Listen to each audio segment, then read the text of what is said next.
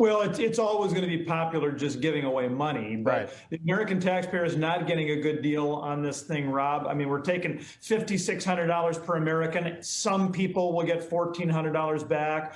Frankly, a lot of this money is wasted. It is a damn shame.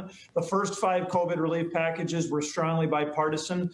This thing is just a Democratic wish list.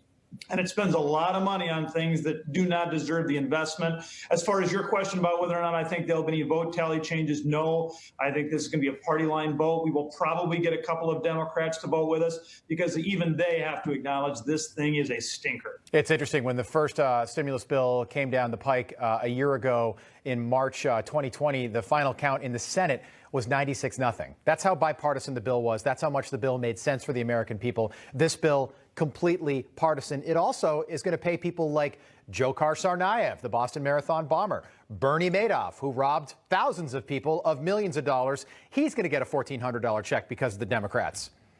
This is what blind partisanship gets us. I mean, Republicans have offered a number of amendments throughout this process in regular order. I mean, in the committee level, not just show amendments, things that really would improve the bill. Those amendments were rejected and rejected and rejected. Republicans wanted to deny convicted felons those checks, but the Democrats would not go along. Joe Biden has been a very busy man, even though we don't see much of him, certainly not in the press room. He's yet to hold a briefing. H.R. 1 did pass last week in the House. It is a clear goal of trying to federalize elections starting in 2022. Were you surprised that there wasn't, more coverage of H.R. 1, particularly with some of the other networks and maybe some of the left-leaning newspapers? You didn't hear anything about it other than it passed. Yeah, that's right. I mean, frankly, there are a lot of folks on my side of the aisle, the Republicans, who, we can get plenty of outrage by Dr. Seuss. And I admit there's lots ridiculous about the Dr. Seuss storyline. Right. But we cannot take our eyes off the real issues that are taking place before our very eyes, which is that Joe Biden, who seems like a perfectly nice guy, is not governing as a moderate. He is not governing with, searching for unity. I mean, he is perfectly happy to push H.R. 1, which would federalize elections. Yeah. And, oh, by the way, would take hard-earned dollars from the federal treasury and give them to politicians so that they could pay for their TV ads, not at a 1-to-1 match, but at a 6-to-1 match. I think if people really understood all of the terribleness within the COVID package, within H.R. 1, within all of these other bills, they would be outraged. It's really scary. Since you brought up Dr. Seuss, by the way, you can buy Mein Kampf right now on eBay, but you can't buy 6 Dr. Seuss books. It's a slap in the face to so many people. Yesterday, Pepe Le Pew was apparently canceled, along with Speedy Gonzalez. A week ago, it was the Muppets. How disturbing is it that we live in America where this is becoming normalized? I mean, next week it's going to be Elmo, Mickey Mouse, and we're just going to keep going. Well, I think the concerning fact isn't where we're at now. I mean, listen, I like Pepe Le Pew. Yeah, it's certainly not the end of the world if he gets canceled. I wish he hadn't been. What's more scary than any of that, though, is that we're not stopping. It's not like, oh, they've conquered this hill and now we're done with the political correctness.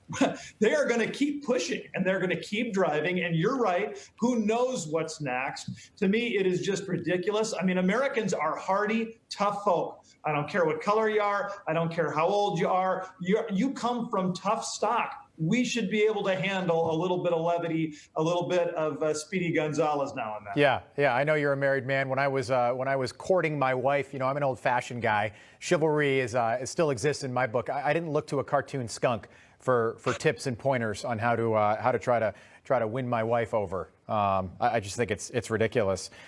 Andrew Cuomo, and you're a congressman from South Dakota, but I've got to ask you about Andrew Cuomo. It's one of these stories that comes along every now and again where it's all consuming. I don't want to ask you about whether or not you think he should step down. I'm more curious, do you think that the Democrats, who will turn on their own in an instant, and they've done so here with Andrew Cuomo and they've done so with Gavin Newsom in California, do you think this is more an effort to clear the runway for Kamala Harris in 2024? Politics is messy business, and anytime anybody missteps, you have to assume that their political adversaries, ambitious politicians, are going to do what they can to cut the legs out from underneath them. I'm sure there is plenty of that going on. I also don't have any doubt that there is some legitimate, righteous indignation on the left. There certainly is on the right.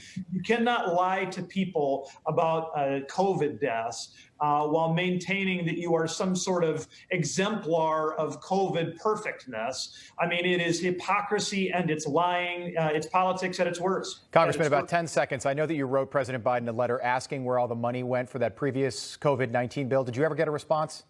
Of course not. They don't want that information out.